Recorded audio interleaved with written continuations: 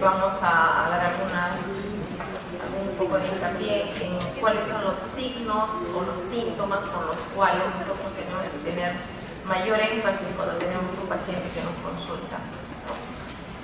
El día de hoy vamos a tocar algunos aspectos sobre lo que significa algo tan simple como es tos. ¿Quién de ustedes no ha tenido tos? ¿No? Ha tenido tos hasta porque tienen un problema, de repente está pintando un edificio y el que es alérgico comienza a toser. O de repente tenemos niños en casa y de repente por ahí alguno ha hecho tos, una tos quintosa, o de repente hay un paciente con la hospitalización que está bajando de peso y además tiene diaforesis y antecedente epidemiológico de TB y está con tos. O sea, la tos es una patología que la vamos a ver en diferentes momentos durante este tiempo de la semiología respiratoria.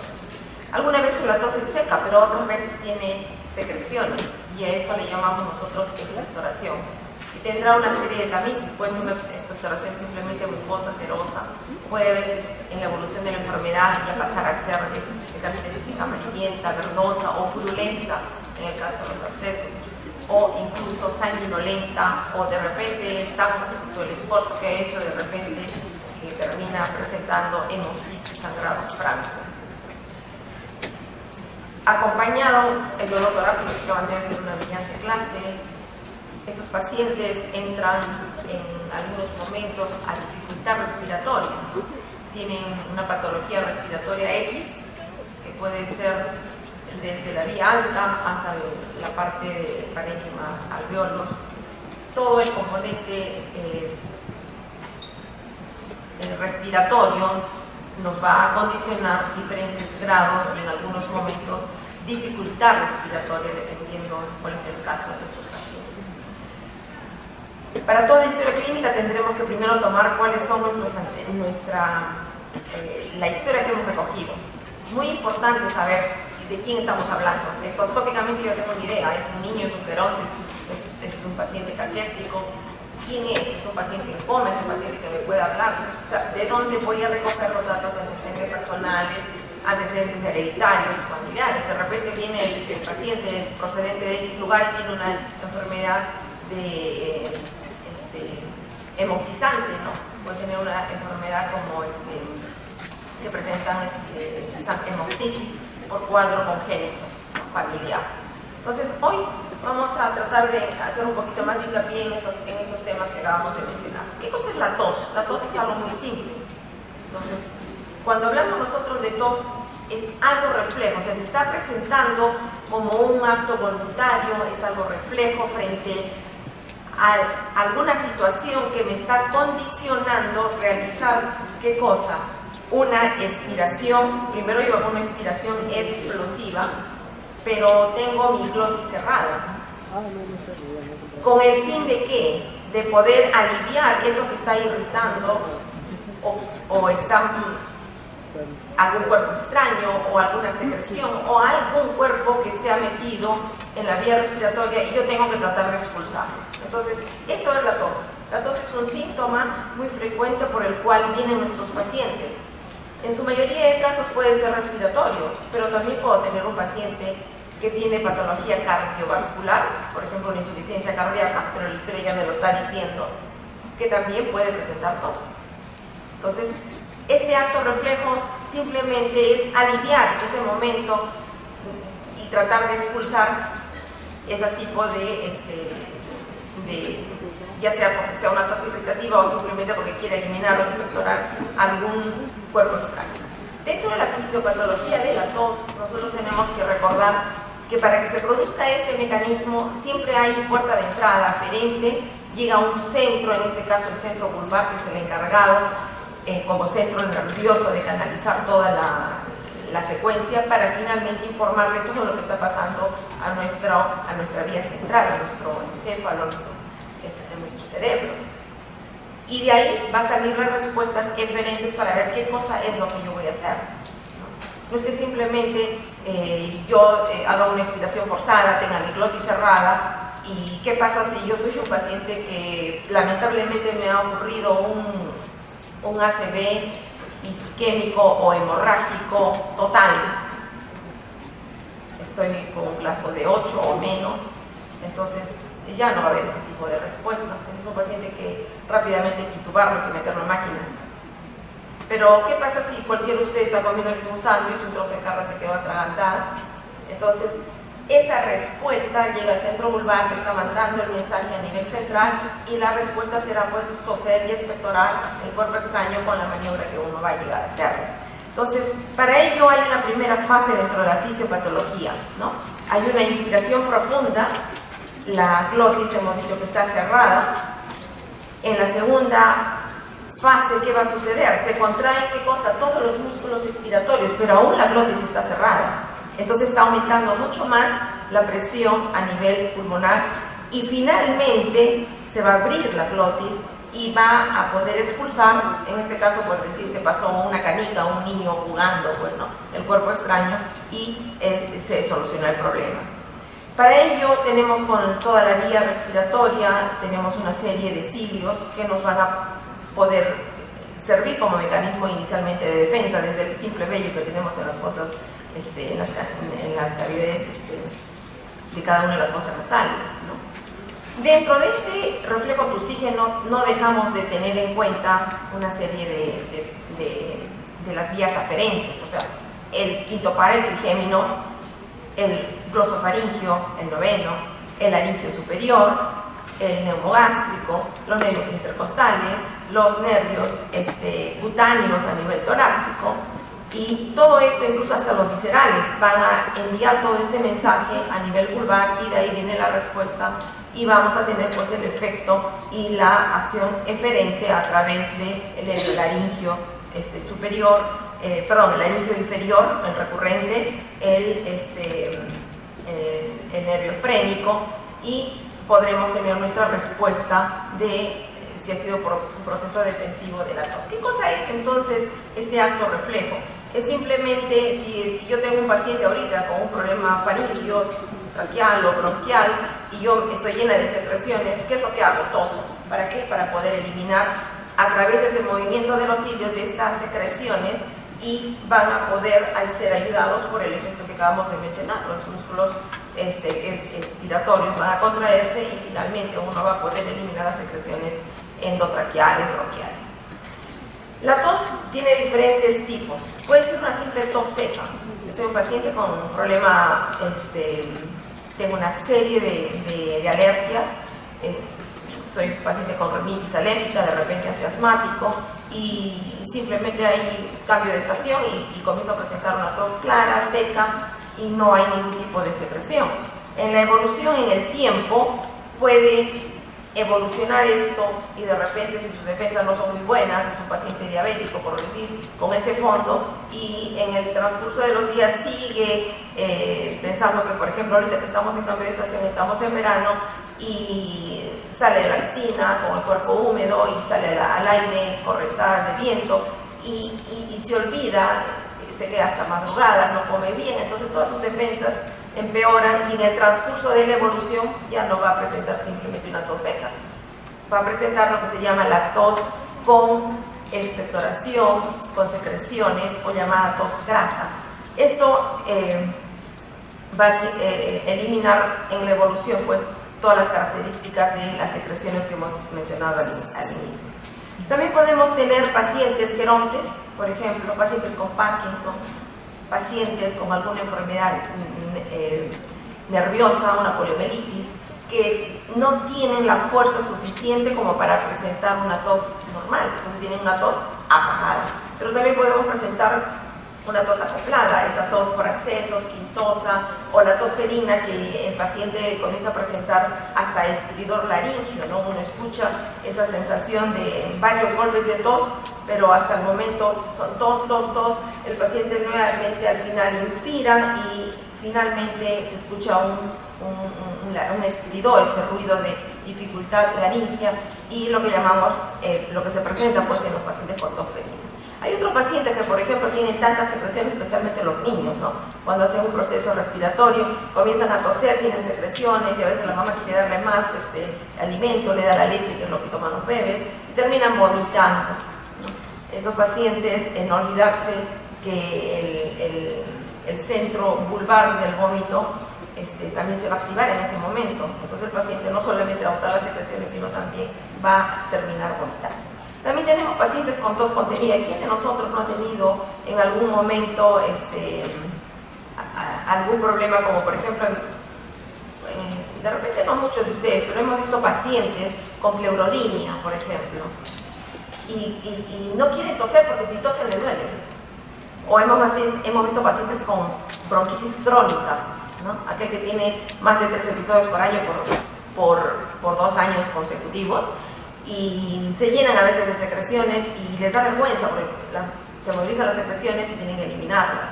Entonces, contienen esa tos para no eliminar. Un paciente con bronquiectasias, aquellos que tienen unas secreciones fundamentalmente matutinas y de características de broncorrea purulentas, ¿no?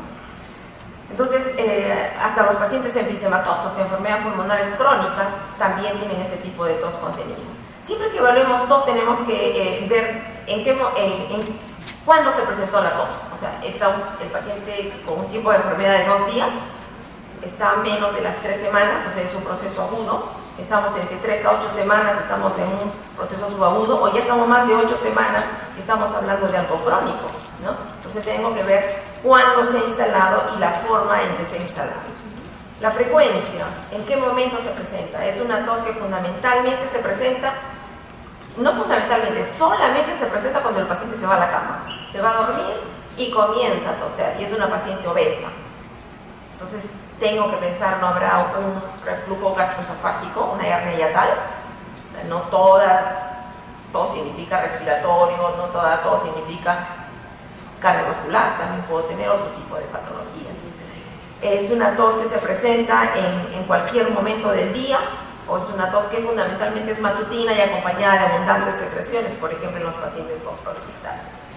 Ver la intensidad, qué tan fuerte, qué tan intensa es la tos que yo tengo.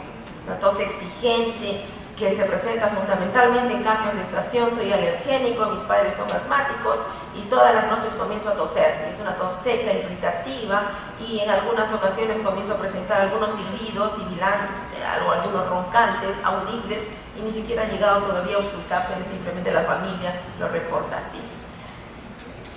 Ver todas las características que tiene la tos. Es una tos seca pura, es una tos con expectoraciones, y ver todo el contexto que va con la tos. Está acompañado de disnea, de dolor torácico, está acompañado de baja de peso, es un paciente con hiporexia. ¿Qué más tiene este paciente? ¿Qué otras enfermedades trae? Y ver la productividad, las características. Entonces yo puedo tener tos seca en una serie de patologías. De repente es un niño de 4 años que comienza a presentar fundamentalmente por las noches tos seca, y lo llevan al otorrino y lo que le encuentran es presencia de adenoides, ¿no? O de repente tiene amigdalitis crónicas tremendas, amígdalas crípticas, y ni siquiera son purulentas, solamente crípticas, y por las noches comienza, se echa un spray en la casa y es un componente alérgico. O tiene faringitis crónica, una enfermera que hace guardia 24 horas del día, y en algún momento del día, a través de los años, uno puede tener enfermedades así, faringitis, traqueobronquitis crónica, a través del tiempo. Cuando hablamos de tos, hay que ver la tos en el paciente que hace compromiso de laringe, o sea que estamos hablando de, si esto es algo agudo, algo que recién ha iniciado, es una tos exigente, continua, con algunos cambios en la voz, laringe, cuerdas vocales, o ya es un paciente que tiene 18 años y el padre está con tratamiento de tuberculosis, y yo ya estoy tosiendo 2 meses y tengo diaforesis, baja de peso. Entonces pensar en TB, o qué pasa si yo he tenido relaciones sexuales, tengo 45 años, ningún preservativo, y después de varios meses es un paciente que está bajando de peso y tiene tos, y por qué no pensar en un problema de una enfermedad venérea, en la sífilis. También tenemos que ver en los pacientes que tienen esos CRUBs, en los niñitos, esas tos veladas que les decía en los pacientes con cuadros estenosantes, pero no dejo de pensar en otro tipo de patología como la tos por componente, es una tos bitonal, ¿no? Que puede ser por varios motivos. Yo puedo tener un paciente que estoy sospechando que tiene un tumor mediastinal y hay adenopatías y que está comprimiendo la tráquea, pero también puedo tener un paciente que tenga un aneurisma de aorta y que me esté comprimiendo justamente el área, el nervio laringe. O tengo un paciente que se sometió a una cirugía, o tengo un tumor de mediastino y se sometió a una cirugía, o simplemente está comprimiendo y está produciendo lo que se llama una parálisis del nervio recurrente laríngeo. Entonces, es típico de los pacientes que tengan ese tipo de tos bitonal. Las traqueobronquitis, ver al inicio, como les decía, seca, pero en la evolución esto va a ir haciéndose productiva. Y si esto se hace crónico, entonces puedo llegar incluso a presentar broncorrea con vómita, más de 300 centímetros de secreciones y con características purulentas en algunos momentos. Esta es fundamentalmente matutitis. Pero ¿qué pasa si me toco un paciente de 80 años, perdón, vamos a ponerle más joven, 60 años, pero que ha fumado desde los 15 años una cajetilla por día y que desde hace 6 meses está presentando baja de peso, está con tos y es una tos que no le da mucha importancia, pero ojo, tiene 60 años, vamos a ponerle que sea alguna defensa baja, que sea diabético, mal controlado y que sea obeso y que siga fumando. Entonces, ¿por qué no pensar en el camino y hacer un estudio? Porque de repente no encuentro nada al examen clínico, ampliar el estudio. ¿Por qué? Porque esa simple tos puede ser el inicio y no hacer el diagnóstico cuando ya venga con hemoptisis. Entonces hay que hacer el antecedente y el seguimiento de nuestros pacientes, porque estos pacientes en el transcurso del tiempo inician con tos, pero después hacen dificultad respiratoria, lo que se llama disnea, ¿no? Y después vienen con esputo hemoptoico o de frente, vienen con una sensación de que hay quemazón retroesternal, hay algo que hormiguea por ahí y terminan expectorando sangre, y eso se llama hemoptisis. Pero hay pacientes también, yo he tenido la oportunidad de ver hasta en más de 2 oportunidades, pacientes con tos, y cuando tosían, por supuesto con toda una historia por detrás, ¿no? Paciente adelgazada, con baja de peso y con alguna patología, ya sea esofágica o traqueobronquial, que conllevó a esa comunicación al momento de toser, sale de secreciones. Pero si hay una comunicación esófago-traqueobronquial, si he tomado líquidos, botaré líquidos por ahí, pero si acabo de comer alimentos, botaré a través de esa comunicación que no debe existir, que se llama fístula, eliminaré restos de alimentos con la tos. Entonces, tener mucho cuidado con ese tipo de historias. Tendremos pacientes, por ejemplo, pacientes con tuberculosis avanzada, ese joven que les mencionaba de 18 años y que por A o B, bueno, porque está en la universidad no tiene tiempo, el papá está en tratamiento específico, pero él no va al médico y de pronto ella no es esa simple tos, baja de peso, diaforesis nocturna, sino que en la evolución el paciente una mañana comienza a eliminar secreciones con su contenido como que si fuese secreciones como granos, ¿no? Y después hasta sangre. Entonces hay diferentes patologías y en los diferentes momentos vamos a ir encontrando algunos datos más en la evolución de la enfermedad. Dolores pleurales, ¿no? Inspira profundamente, el paciente tose, le duele, no solamente tos, sino dolor. O sea, cuando tengamos pacientes con tos, tenemos que tratar de individualizar en lo más cercano posible. Esto es broncopulmonar, es laringio, traqueal, pulmonar, esto es pleural. O tengo un paciente con historia de que duerme con 2 almohadas, que se cansa progresivamente en los últimos 3 meses. Primero caminaba 10 cuadras, ahora ya no puede caminar nada más que 3 y ahora duerme sentado y le falta el aire hasta cuando come.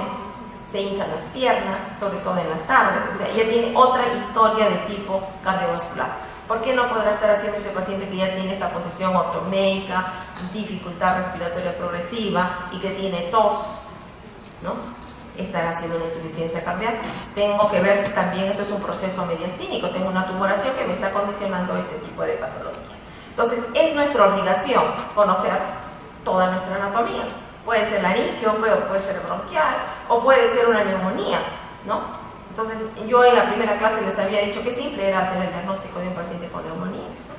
Tengo un paciente con tos, con dificultad respiratoria, pero está eliminando secreciones amarillentas y tiene dolor torácico y tiene disnea. Entonces, cuando evalúo al paciente, ya no se mueve la parte inferior, por decir, del emitórax derecho, me pongo mis manitos ahí y hemos dicho que cuando se hepatiza, se consolida ese pulmón enfermo, las vibraciones van a pasar mejor o peor. No escucho nada. cuando se ha consolidado esa zona del pulmón enfermo, ¿cómo van a pasar las vibraciones vocales? ¿Aumentadas o disminuidas? Muy bien aumentadas. Entonces, en las zonas de consolidación, de hepatización, esa fue mi primera clase, ¿no? Que les expliqué con mucha paciencia. En toda área consolidada van a pasar las vibraciones vocales aumentadas. Y si percuto esa área maciza, ¿cómo va a ser? ¿Sonoro o mate? Mate. Y si ausculto, voy a escuchar ruidos de la movilización de las secreciones de ese alvéolo enfermo lleno de secreciones que normalmente debe tener aire y que va a burbujear y que se llamarán crepitantes, ¿no? Entonces, bien, entonces si yo cuento todo esto a mi paciente con tos y con todo este examen, entonces de hecho voy a hacer mi diagnóstico que este paciente tiene tos por un problema de una neumonía. Y bien, podremos tener diferentes pacientes con diferentes patologías. Si viene un paciente con fiebre, solamente fiebre, dolor torácico y tiene 45 años, varón, pésima higiene dental, le tomo una placa de Toros y encuentro una cavidad en el pulmón y es un absceso con niveles hidroaéreos. Entonces, todo depende de la historia clínica que yo recoja.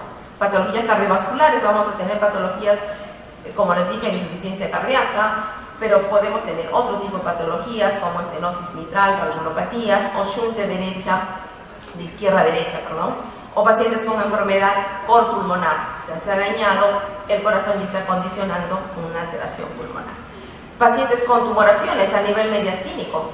En una de mis clases, por ejemplo, en tiroides, les hablé mucho del bocio intratorácico y lo que producía, ¿no? Produce también tos. Los aneurismas del callado de la aorta. Otras patologías que yo puedo encontrar, ¿no? Yo puedo encontrar una irritación subfrénica y también me va a condicionar eso, ¿no? Procesos en otras áreas que también pueden, que tenemos la obligación de preguntar.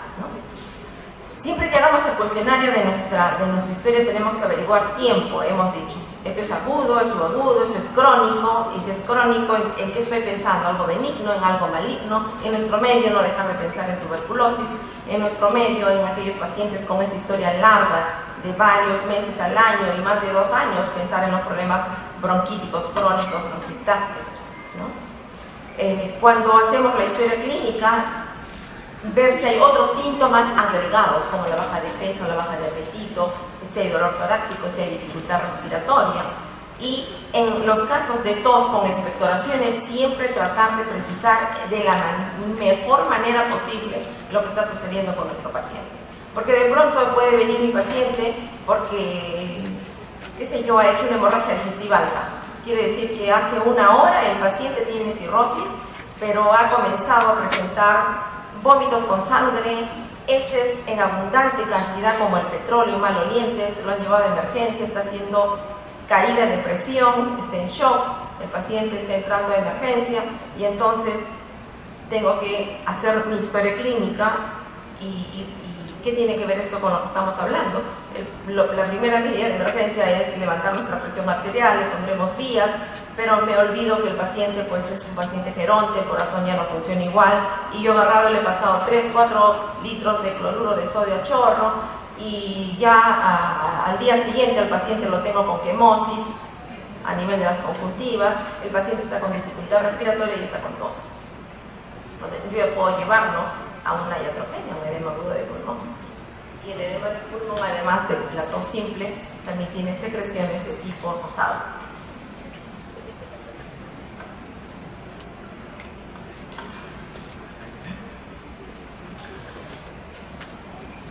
Todo paciente que tiene algunas cavidades, porque es portador de bronquitis crónica o tiene bronquiectasias, no es que toda la vida elimina vómitas con expectoración purulenta.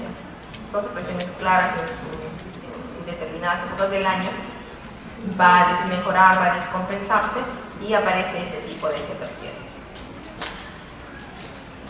En ese paciente que les contaba, por ejemplo, de un paciente con neumonía, puede ser una neumonía por tuberculosis, ¿no? Es más larga, pero ¿qué pasa si yo hago una neumonía y tengo 45 años y he estado viajando toda la noche? Hace pocos días he tenido eso, ¿no? Un paciente que venía en Olturza y toda la noche le cambiaron el ventilador, hacía calor, le prendían, hacía frío, le ponían caliente, aire acondicionado, y llegó con dolor torácico, dificultad respiratoria, y encontramos un cuadro de tos con una expectoración algo herrumbrosa, y toda la imagen de una consolidación en la radiografía, con toda la historia de lo que les he dicho de una neumonía. En este caso pensaríamos por gérmenes típicos, neumococo, o algunos atípicos, micoplasma, ¿no? También tenemos tos en los pacientes que tienen cáncer broncogénico, como les decía, en pacientes fumadores. Ver cuando tenemos al paciente con expectoración, qué tipo de expectoración. Cuando ustedes tengan la oportunidad de ver un paciente con absceso y que hay comunicación de ese absceso pulmonar con los bronquios y lo expectore, el olor es fétido, es pútrido. Los pacientes que hacen bronquiectasis, cuando vayan a hacer terapia a los pisos de los pacientes neumológicos, se van a dar cuenta, les ponen su recipiente, ¿no?, para el momento de hacer la fisioterapia, y tosen y comienzan a expectorar grandes cantidades de secreciones, y el olor es fuerte, como si fuese algo pútrido, y la coloración es purulento, ¿no? Averiguar si el paciente tiene historia de patología cardíaca para ver insuficiencias cardíacas, ¿no?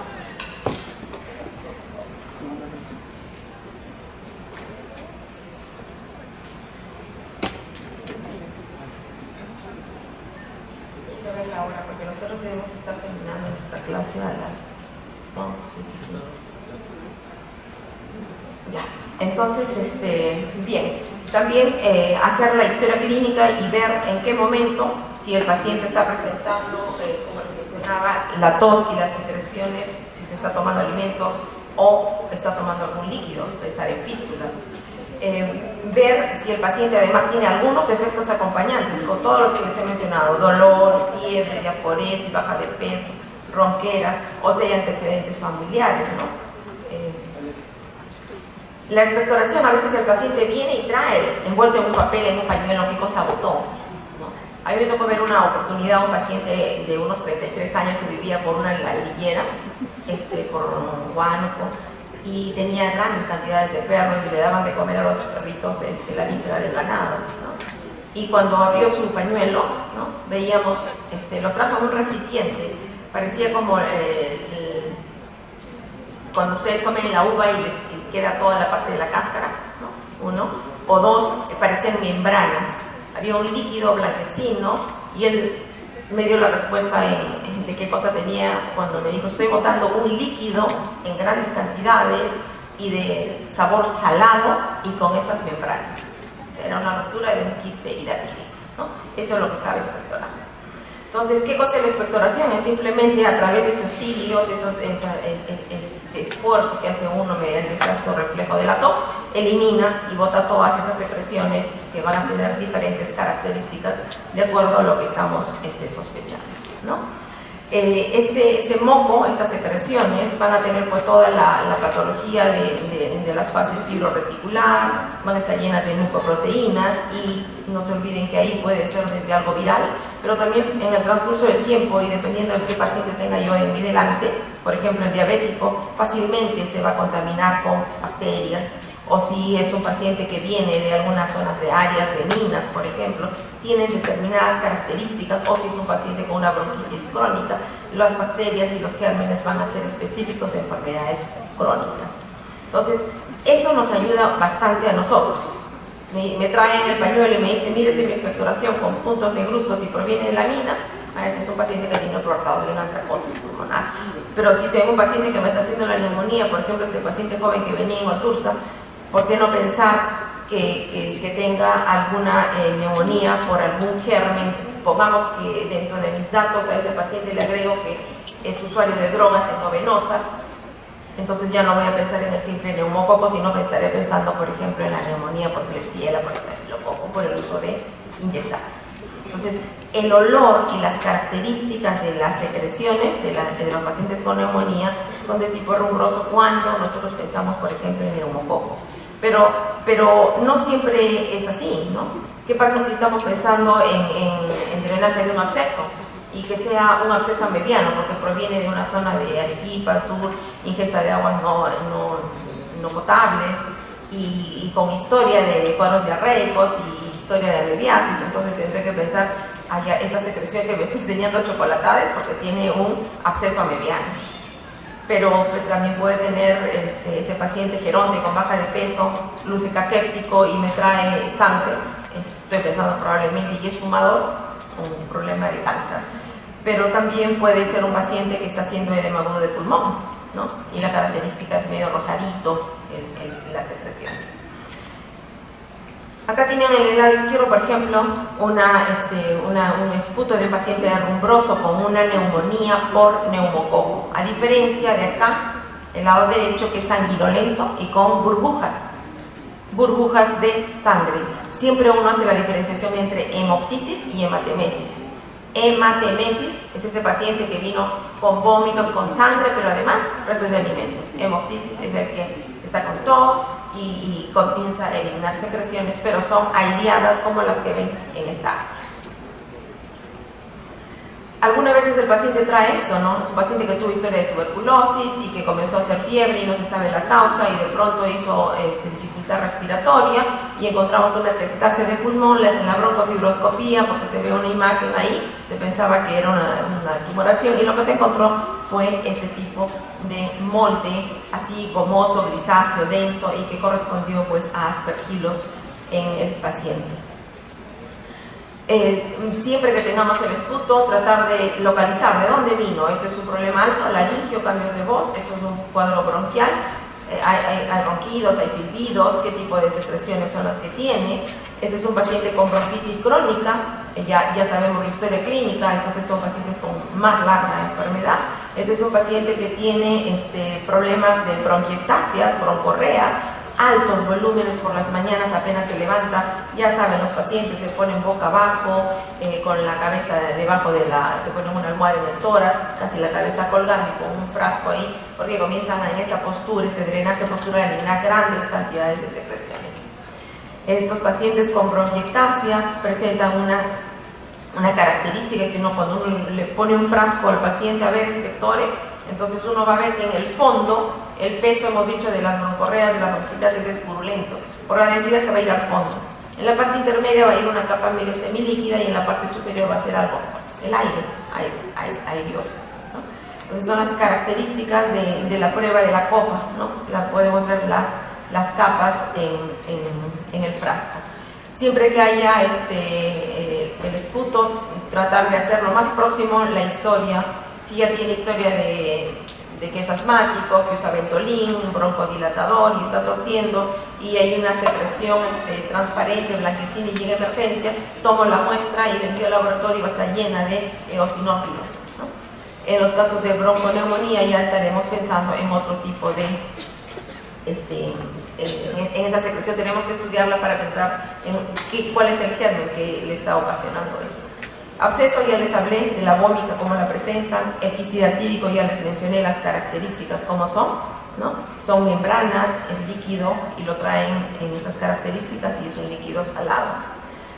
Pacientes con problemas de gangrena, ¿no? Incluso, por ejemplo, un paciente que tenga una tumoración, en algunos momentos llegan a eliminar estas secreciones acompañadas de restos de tejido ya gangrenoso, muerto, ¿no? Y que tiene las características igual, si yo lo pongo en una copa, va a ir al fondo, en la zona de las masas, como característica, como si fuese una sopa de fideos, al fondo queda el tejido fétido, pútrido, en el medio la parte líquida y en la parte superior estará la parte espumosa, la parte del aire. Pacientes con tuberculosis, no se olviden, el paciente refiere, yo tengo tos y elimino como si fuese moco y adentro es como si hubiesen granos de arroz y esos son los ricos en el bacilo, el BK. Y hay que mandarlo si ya viene con hemoptisis, igual hay que mandar todo el estudio para completarlo. Pacientes, en el caso del paciente que me sobrecargué de volumen, lo puedo llevar al edema agudo de pulmón y va a presentar grandes cantidades de volumen de secreciones de tipo rosadito y ricas en albúmina. Pacientes con fases avanzadas también de insuficiencia cardíaca, con congestión pulmonar, también van a presentar tos con expectoración y a veces puede ser hemática. El paciente con embolia pulmonar es un paciente que tiene otra historia. Es un paciente que ustedes lo ven endoscópicamente, ¿no? Un paciente desde obeso, descubre piernas, trayectos que parecen cañones las venas, ¿no? Cambios dérmicos, hiperpigmentadas esas piernas, y vamos a poner que ha sido sometido a una cirugía hace 48 horas de una apendicitis aguda y está postrado en cama. Y súbitamente, el momento que yo le estoy pasando la visita, había terminado hace media hora y todo estaba ok, pero la enfermera me llama: doctor, el paciente está presentando dificultad respiratoria súbita. Esos pacientes con embolia pulmonar pueden presentar esputo con características de hemoftoico. Las historias de tumores pueden ser benignos, pueden ser malignos. Dentro de los malignos siempre está el ojo. ¿Qué cosa es? Busquen, ¿no? Si es de aspecto moco con secreciones, moco con sangre, el aspecto de la jalea de Grosella nos hace sospechar en algo maligno, y ver las cantidades. No necesito ser tan preciso, ¿no? Cuánto ha presentado aproximadamente de hemoptisis, porque el paciente puede saber media taza, una cucharadita de té, una cuchara, ¿no? Entonces yo tengo que describirlo. El cuestionario de ello, entonces, para hacer la expectoración, igual que en la tos. ¿Quién es el paciente? ¿Es fumador? ¿No es fumador? ¿Cuánto tiempo? ¿Cuánto? ¿Sigue fumando? ¿Tiene algo más? ¿Sospecho alguna neoplasia? ¿Tiene algún infecto contagioso? ¿Está con TB? Tengo que, de acuerdo a mi historia, ¿qué pasa si me dice está haciendo hemoptisis, aproximadamente media taza, tiene 45 años, es mujer, pero también ayer hizo hematuria? Y tiene algunos rasgos que me podrían hacer pensar en una vasculitis. Por ejemplo, yo podría pensar en un síndrome de Budd-Pasteur en el caso de eso, doble sangrado. Entonces, busquen qué otras cosas más tienen. O diferenciar, ¿no? Hace poco vimos un paciente, ayer me acerqué a una sala de hospitalización y había un paciente de tez morena, aproximadamente unos 60 años de edad, somnolienta, ¿no? Y le pregunto a los alumnos qué es lo primero que observan, ¿no? Estaba con su mano puesta encima del epigastrio, como si tuviese dolor. Hacía fases de dolor, pero no observamos, era una tez morena, casi color negro. Llamaba la atención el labio, las características del labio y la mucosa, no eran de característica normal, se le veía bien pálido. Y ya uno tiene 28 años de trabajo y uno mira las manos, las uñas, los pulpejos, y eran casi como el papel. Entonces, y tenía toda una historia de vómitos con restos de alimentos, con sangre. Entonces, y venía por tos con esputo sanguinolento, pero además no está referido eso, que presentaba los vómitos con restos de alimentos. De su posibilidad diagnóstica, ya ella tenía diagnóstico de un cáncer de estómago, ¿no? O sea, hacer diagnósticos diferenciales, hemoptisis, hematemesis dentro de lo que es la expectoración. Siempre ver los síntomas acompañantes, ver iatrogenias. ¿Qué pasa si de ayer está en estudio de descarte de tuberculosis? Para mala suerte no hay nada en la radiografía, pero hay antecedentes de TB. No hay un dato muy claro en la radiografía, le van a ampliar una tomografía, le han ampliado una tomografía y un dato sospechoso de infiltrativo, y los becas ya van 3 muestras y son negativas. Le han hecho una broncofibroscopía, pero esta lesión sospechosa de imagen cavernosa está bien pegada al ilio, es la zona más vascularizada. Y el paciente, horas después que ya está en piso, comienza con hemoptisis. O sea, también hay post-procedimiento, puede haber ocurrido una iatrogenia, ¿no? Buscar otros antecedentes personales y familiares, ¿no? La telangiectasia hemorrágica familiar es una enfermedad autosómica, congénita, de sangrados en diferentes órganos por problemas musculares de telangiectasias, ¿no? Esa es la enfermedad de Rett-Weber de Weber, que ustedes la van a ver en diferentes momentos. Así viene el paciente. A mí me tocó la primera vez ver esto, ¿no? Venía con su pañuelo y tosía y estaba con la sangre, pero tenía toda la historia más de una neoplasia que de problema específico. Éramos internos apenas en ese tiempo. Entonces, la hemoptisis, ¿qué cosa es? Es la eliminación de la sangre procedente de la vía respiratoria, del pulmón y que salía por los bronquios, ya sea porque, como le digo, se ha roto una caverna y ese es el lugar de sangrar. El signo premonitorio, lo que les dije al inicio, sienten algo calientito ahí, que le llaman cosquilleo, tose y ¡pam! Sale la sangre. Nunca vayan a percutir a un paciente que venga con hemoptisis, ya se los dije en la primera clase, ¿no? Estudien y hagan la observación de cómo son las características de lo que trae y de lo que van a ver en la evolución, ver si es estrías sanguíneas, describo estrías, si es esputo hemoptoico, si es hemoptisis franca, cuánto tienen que poner las características, y ya completaremos con estudios radiológicos, tomográficos o broncofibroscopías en el caso de emergencias para poder complementar el estudio. Las causas de hemoptisis pueden ser varias, ¿no?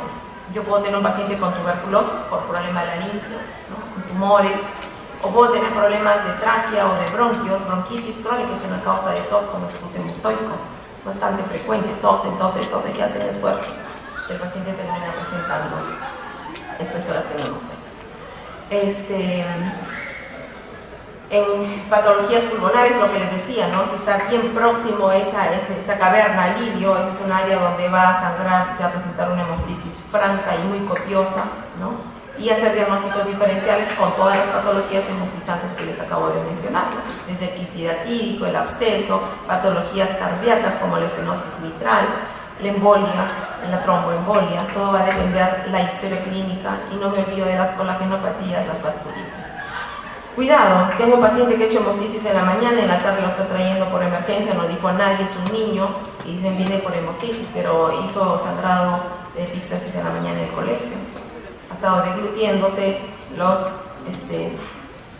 coágulos sanguíneos, entonces hacer diagnósticos diferenciales, averiguar bien si no hay problemas de otro tipo de patologías, adenoideas, vegetaciones, y hacer diagnóstico diferencial con vía digestiva, como les mencionaba, con las diferenciaciones que ya les dije de hemoptisis y hematemesis. Incluso es más, pueden medir el pH de estómago ácido y el pH alcalino del paciente con hemoptisis.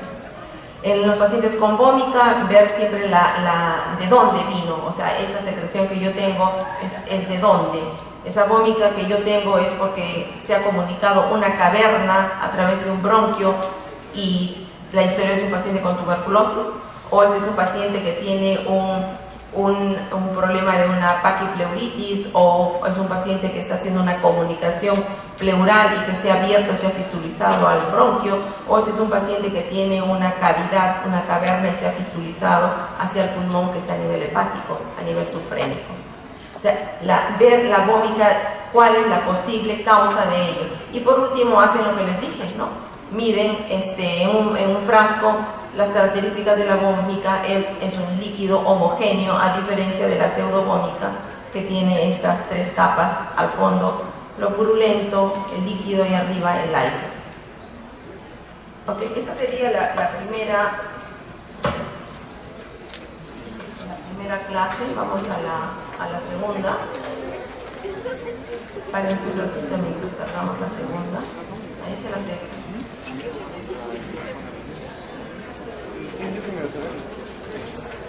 La segunda clase sí va a ser más simple para ustedes, porque han comenzado con el tema de dolor torácico con el doctor. Entonces, esta clase va muy de la mano con las dos anteriores, ¿no? Ustedes saben lo que es dificultad respiratoria, ¿no? Ya les mencionaba que el paciente, uno lo va a ver, ¿no? El paciente está entrando por consulta externa, uno ya sea al consultorio o a la sala de hospitalización, y ya lo está viendo con dificultad respiratoria. El paciente muchas veces lo vemos que está entrando, por ejemplo, a su terapia, y lo vemos no solamente que tiene dificultad para caminar, camina más lento, sino que tiene además, ya uno lo ve, ¿no? Es un paciente, nunca me voy a olvidar un paciente cuando yo comencé a hacer la residencia, que llegábamos tempranísimo, ¿no?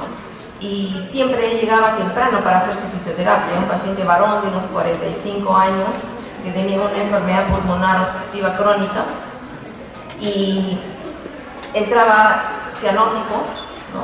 Cianosis bien marcada en labios, caminaba muy despacio pero con dificultad respiratoria, y uno lo miraba y era todo un drama, y saludaba y con una sonrisa.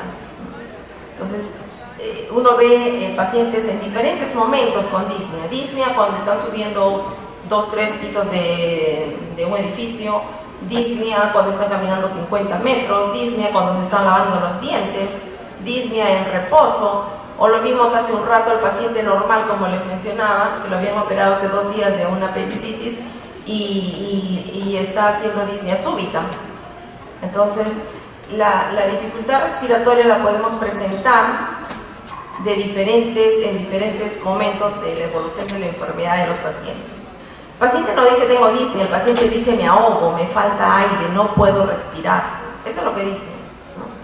Casi todos mis pacientes dicen me cuesta ya hacer mis actividades normales, ya no puedo ni siquiera subir escaleras.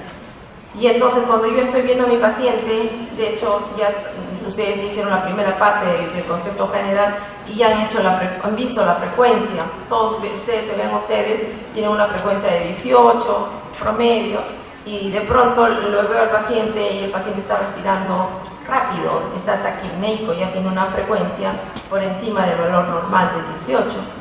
O también puedo tener momentos en el que el paciente está haciendo más bien todo lo contrario, una frecuencia por debajo de 14, entonces estamos hablando de bradismia. Y también podemos ver que no solamente aumente la frecuencia, sino que la profundidad de su respiración es diferente en algunos momentos de enfermedades, ¿no? Y eso se llama hiperpnea. Y lo contrario, el paciente cuando disminuye la frecuencia o disminuye la profundidad, hablamos de hipopnea. Entonces, estos datos son simplemente para que ustedes tengan una referencia, porque en algunos momentos pueden ver este tipo de pacientes. Cuando hablamos de dificultad respiratoria, también hay un centro respiratorio, o sea, el centro control está localizado a nivel del bulbo raquídeo igual, y ahí van a llegar una serie de referencias, ¿no? Porque hay quimioreceptores que están a nivel carotidio, a nivel aórtico, ¿no? En esa bifurcación de la carótida, y me está diciendo cómo están los niveles de presión arterial de oxígeno, y si estoy haciendo dificultad respiratoria, mi oxigenación es muy buena. Entonces le está mandando todo ese mensaje a través de los quimioreceptores hasta llegar al bulbo y dar una respuesta a través de nuestros mecanismos y respuestas de acuerdo al componente de lo que vayamos a requerir, ¿no? También hay quimioreceptores a nivel central que están relacionados con los cambios fundamentalmente de la presión del CO2. Entonces aquí tienen, ¿no? No solamente es que yo tenga un buen cerebro, porque yo puedo tener un ACV isquémico, como les decía, y una hemorragia total, no va a haber una buena respuesta, y al paciente hay que darle administración de ventilación asistida. Pero si está funcionando nuestra caja torácica, nuestros quimioreceptores, nuestro bulbo, nuestro nivel central, entonces frente a las caídas de oxígeno rápidamente podremos tener las respuestas que correspondan. Yo puedo tener factores relacionados con disnea porque tengo un problema netamente respiratorio. Por ejemplo, yo les comentaba del paciente con neumonía, ¿no? Entonces el paciente con neumonía me está haciendo un patrón de un cortocircuito, entonces no va a haber un buen intercambio alveolo arterial y va a haber disminución de oxígeno. O puedo tener un paciente con una fibrosis pulmonar, o puedo tener un paciente que hay trastornos en la difusión, o simplemente aquel asmático que tiene problemas de alteraciones, ventilación, perfusión. O sea, que está cerrado los bronquios, pero por su problema de asma, un proceso activo, y entonces la expiración va a ser más prolongada y no solamente tiene dificultad respiratoria, sino además tiene otro tipo de síntomas. También puedo tener factores no netamente respiratorios, o sea, yo puedo tener ese paciente, por ejemplo, que me está haciendo dolor torácico y que le encuentro sospecha de TB pleural, o algo más crónico, un problema en la pleurolimia, una pleuritis, o una paquipleuritis, es algo más crónico. O de repente tengo un paciente con un problema de una cifoescoliosis, una caja reducida por un problema congénito, o porque ha tenido un Guillain-Barré y ya tiene pues alteraciones de la fuerza muscular de la pared torácica. O sea, causas de disnea incluyen desde las enfermedades de la vía respiratoria por donde entra el aire, o sea, todos los tubos puedo tener porque tengo una obstrucción de la vía aérea superior, porque tengo problemas de asma, bronquitis crónica, bronquiectasias, enfisema, todo lo que tenga que ver con la ventilación por donde tiene que entrar el aire. Pero yo puedo tener ya no tubos, sino enfermos, sino el problema parenquimal, lo que les puse el ejemplo de la neumonía, o los pacientes con cáncer. O puedo tener pacientes que ya tienen un problema, una enfermedad vascular pulmonar. Por ejemplo, esa historia que les puse, súbitamente comenzó a presentar dificultad respiratoria, o sea, tengo una tromboembolia, ¿no? Y sobre la base que les he mencionado de ese paciente obeso y con problemas incluso hasta en venoso y cambios crónicos de piel. Pero también puedo tener problemas alrededor de ese pulmón, o sea, esa pleura puede estar con derrame, o puedo tener hasta historias de neoplasias, ¿no? O fibrosis. Puedo tener alteraciones, como les decía, de la pared torácica, la caja, o yo tener, por ejemplo, noveno mes de gestación, un tremendo abdomen y me está comprimiendo, no me deja respirar, estoy disneica, o puedo ser un obeso mórbido y también estoy presentando disnea.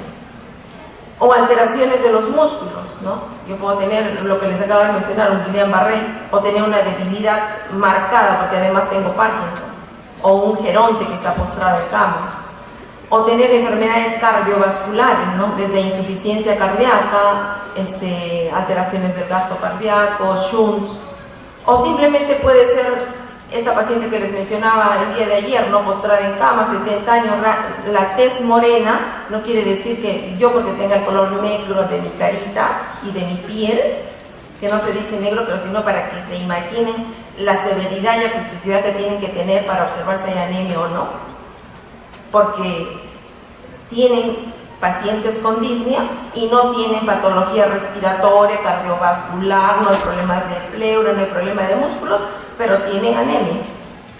O sea, ya tienen otra historia adicional.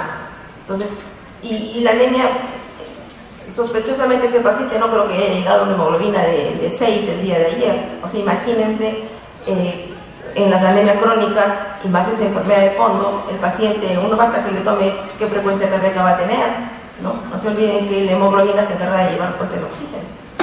Entonces, o simplemente puedo tener un paciente con ansiedad o algún otro tipo de patología, por ejemplo, que llegan a emergencia, crisis de parejas, de ruptura de matrimonio, de parejas de enamorados, y viene una crisis hiperventilando y entran en dificultad respiratoria, ¿no?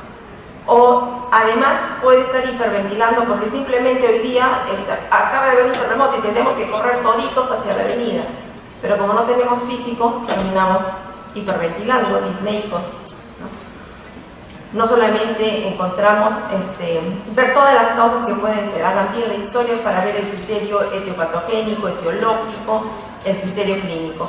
Aquí tienen, por ejemplo, el paciente con hiperventilación, ¿no? Post ejercicios, emociones fuertes, un paciente que vive en la costa pero que se ha ido al Cusco, ¿no? Pacientes con acidosis metabólica, ¿no? O pacientes con anemia, ¿no? Esa sería la causa de la disnea. También podemos tener por disminución de la capacidad vital, ya porque tiene una enfermedad, por decir un cortocircuito por una neumonía o por una tromboembolia pulmonar, o porque tiene una fibrosis o una telectasia, o sea, ya hay otro componente que disminuye la cantidad, produce hipoxemia.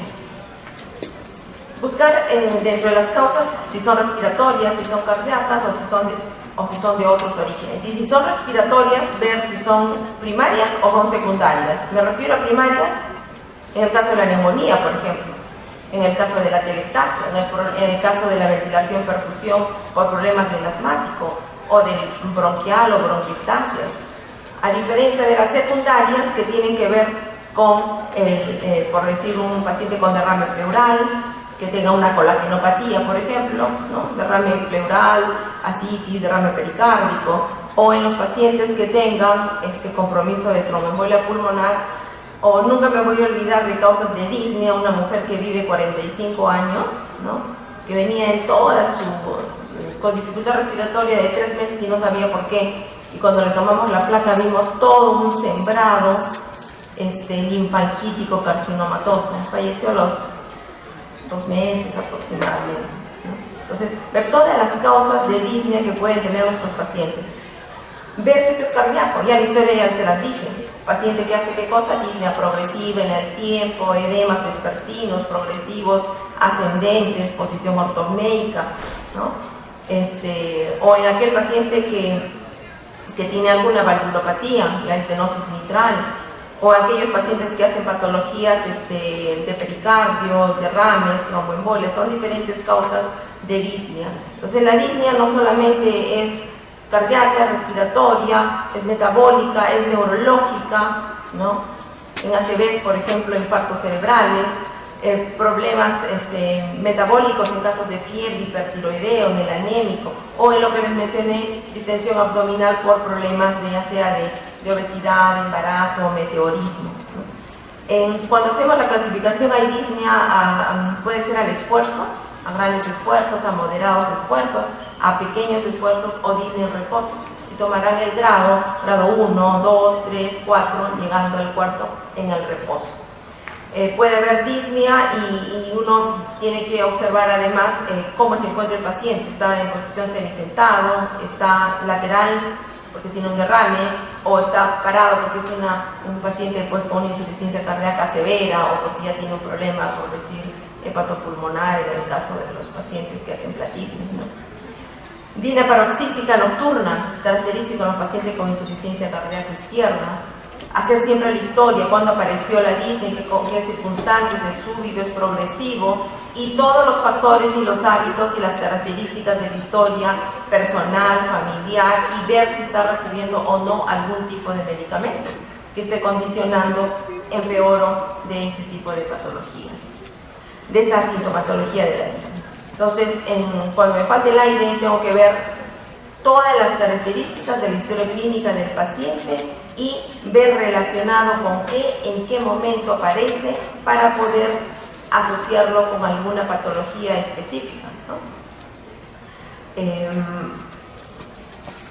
No olvidarse de todo lo que les ha dicho el doctor, dolor torácico, ver si está con fiebre, si está con tos, con expectoración, graduar la disnea que tiene que ponerla, disnea en reposo, está en cama, no está haciendo nada y le falta el aire. Pero hace 6 meses comenzó todo el problema, ¿no? Hay otras clasificaciones, no utilizo yo, pero la puntuación, por ejemplo, de Borg, que es una categoría máxima de 10, o la clasificación del ATS, o la clasificación de un consenso británico donde una disnea con puntuación 4, que es al lavarse o al vestirse, complementar todos los estudios de acuerdo a lo que estoy esperando, ¿no? Si estoy pensando que el problema de la disnea es por un problema pulmonar, mi radiografía de tórax. Si estoy pensando, tengo que complementar los gases arteriales, mi hemograma. Si estoy pensando que la disnea es por un problema cardíaco, no dejaré de tomar mis pruebas cardíacas, ¿no? Si el problema respiratorio, tampoco dejaré de lado la espirometría. Al comienzo les dije que viene tos, viene disnea, pero también el paciente lo veíamos caminar, por ejemplo, ese paciente que les contaba con enfermedad pulmonar obstructiva crónica cianótica, ¿no?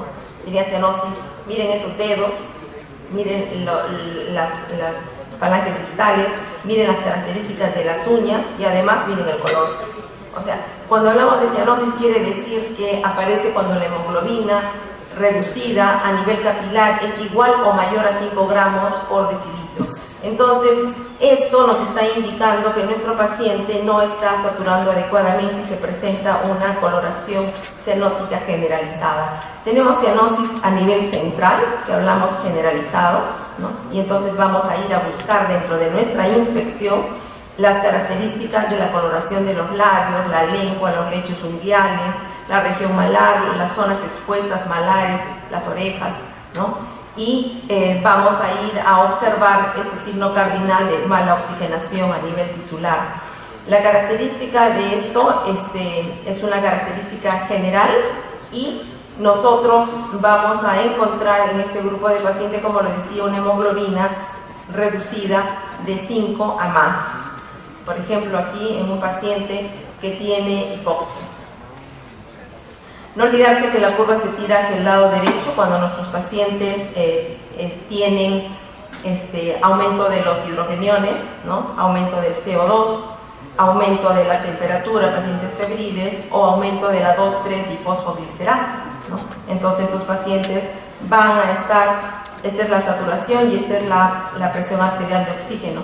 Hay una caída de la presión arterial de oxígeno y una menor afinidad del oxígeno con el organismo. En la cianosis central, además de lo que les he dicho que es generalizada y la pueden observar en todas esas áreas, tenemos que remarcar que la cianosis central compromete piel y mucosas. También comúnmente va a estar acompañada de poliglobulia y acropaquia, que lo vamos a ver al final, esas características de esos dedos gruesos de telar y con uñas en vidrio de reloj. Las características de una cianosis central, todas las causas pulmonares que les he mencionado, ¿no? Bronquiales, neumonías, problemas de distrés. ¿Cómo la diferencio de la cianosis periférica? La cianosis periférica no va a comprometer las mucosas. No tiene la característica de ser generalizada como la anterior y tampoco se va a acompañar de poliglobulia o acropaquia. Y además, en la central, si uno agarra al paciente, el paciente tiene la piel tibia. En cambio, en la periférica la piel es fría, porque el componente va asociado con problemas como, por ejemplo, del retardo circulatorio periférico, ya sea localizado porque ha hecho una trombosis arterial, un problema de una trombosis venosa o porque ha hecho un shock cardiogénico. O sea, esas son las diferenciaciones, por favor, bien claras. Cianosis central compromete piel y mucosa, cianosis periférica solamente la piel. En la primera podemos encontrar poliglobulia y acropaquia y en la segunda no vamos a encontrar esto. En la primera, en la central, es tibia la piel y en la segunda, en la periférica, va a ser fría y va acompañado con las características que les he mencionado. Causas, puede ser de la cianosis periférica, puede ser por algo cardíaco, ¿no? Algo generalizado, está en paciente en shock cardiogénico, ha dejado de funcionar esa bomba, hipotenso y la piel fría. O puede ser algo localizado, como lo que les dice una trombosis arterial. Puede haber cianosis congénitas ya por tetralogía de Fallot o por comunicaciones intraventriculares o auriculares, o los shunts de izquierda a derecha, ¿no? Entonces, esas son las características que ustedes tienen que ir a ver. Además de ver la cianosis, vean la acropaquia, vean las características de los dedos como enfermedades crónicas, no solamente pulmonares, pueden ser enfermedades de otros sistemas, pero que sean crónicas. La parte distal aumentada del tejido de colágeno eleva el lecho unguial y se produce la convexidad de esas uñas. Miren, además de la cianosis acá periférica, miren acá la cianosis en uñas, miren acá nuevamente la cianosis en uñas, pero estas son centrales, pero miren esta periférica con cambios isquémicos, con cambios necróticos a nivel distal. Y siempre que vean la parte distal en dedos, siempre no dejen de observar la curvatura de las uñas y si hay un engrosamiento de la parte distal de las falanges, ¿no?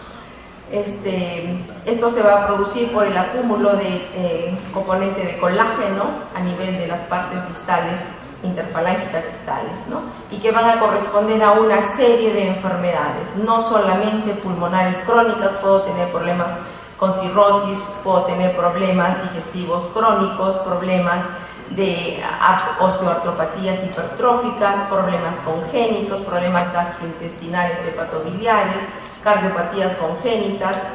Entonces, simplemente dentro de la fisiopatología y el acúmulo de este tipo de acúmulo de tejido de colágeno es por un aumento del factor de crecimiento derivado de las plaquetas, donde se va a proliferar el tejido del colágeno y vascular, formándose pues este famoso clubbing, que es lo que llamamos la acropaquia en estos pacientes, ¿no? Basta observar y uno tiene que tener bien claro, al observar en los dedos de los pacientes, ver el perfil unguial para ver el ángulo del lobibón, que tiene que tener un valor menor de 160, y el ángulo hiponiquial, que tiene que tener un valor menor de 180. Cuando uno palpa esas características de estos dedos con acropaquia, va a sentir las características de ese tejido de acuerdo a la evolución, esponjoso y luego duro, incrementado de grosor, como vemos aquí, y acompañado de la concavidad de las uñas, ¿no? La convexidad de las uñas, perdón. Entonces aquí, por ejemplo, tiene un ángulo de Lovibond, miren, mayor de 180, pero hemos dicho que tiene que ser menos de 160, y aquí la otra. Siempre vemos esta imagen de la línea roja, es lo que tenemos que observar, las características que deben tener, miren el engrosamiento, la convexidad. Miren acá es más claro la acropaquia, ¿no?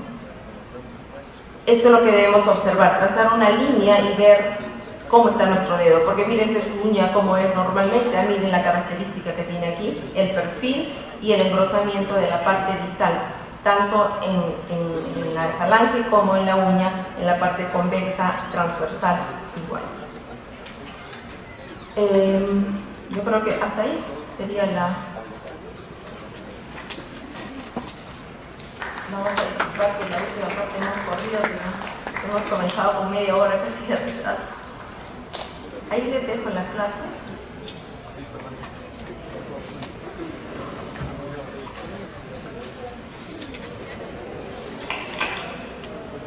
Buenas tardes. La delegada, está la delegada.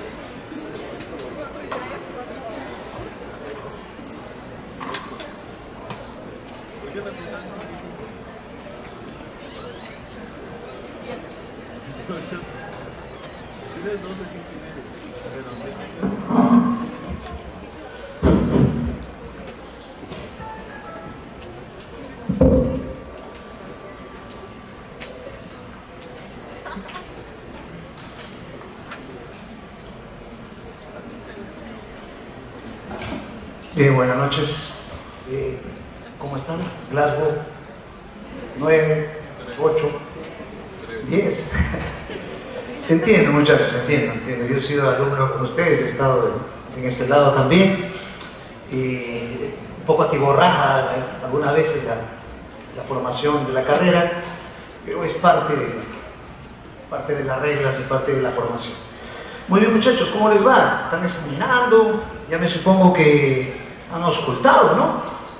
Me supongo que han auscultado sus crépitos, sus roncantes, su wheezing, su crujido, su gorgoteo, sus piantes, ¿no? Su soplo tubárico, su soplo afórico, su soplo pleural, ¿no? Ya han percutido un derrame pleural, ¿no? Ya han percutido un neumotórax, una telectasia, o han palpado una broncofonía, o han palpado, doctor, estoy reventando como globitos en el tórax, un enfisema subcutáneo, o han visto un paciente con un edema de cara, doctor, una esclavina con un problema de cáncer a nivel broncogénico. Bueno, todo lo que vamos a hacer un poco un review de lo que es el examen físico torácico, pero con una herramienta importante, la semiología general.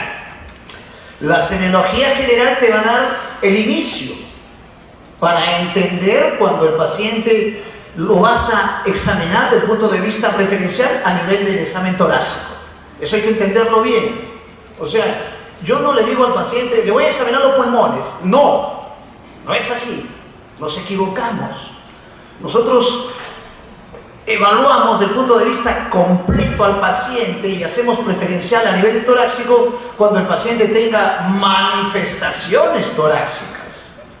Y uno dice, manifestaciones torácicas, sintomatología, pues. O sea, la semiología respiratoria tiene mucho asidero en sus síntomas. Si un paciente viene y dice, doctor, boto una flema amarilla, fétida, tengo fiebre, creo que el diagnóstico está ya redondo. Es un síndrome de condensación por una neumonía. Si un paciente viene y dice, doctor, todas las mañanas expectoro una flema como espuma de cerveza. Bueno, yo no sé cómo es la espuma, pero bueno, me imagino, ¿no? Entonces, ya está el diagnóstico. Ese paciente es un cuadro bronquial, un EPOC. O si el paciente viene y dice, doctor, estoy asustado. Mire, doctor, le voy a enseñar, no le enseño, mire mi papel higiénico, mire lo que he botado, doctor, estoy asustado. Yo me fumo una cajetilla al día y veo un esputo sanguinoliento, hemoptísico. Y creo que el diagnóstico está redondo, es un cáncer pulmonar. O si el paciente viene de la misma característica, doctor, mire mi flema roja, estoy asustado, estoy botando sangre por el pulmón, doctor, he estado bajando de peso, he estado sudando en la noche. Creo que tuberculosis es la posibilidad diagnóstica más importante. O aquel paciente que viene con una bolsa, no ha ido shopping, no.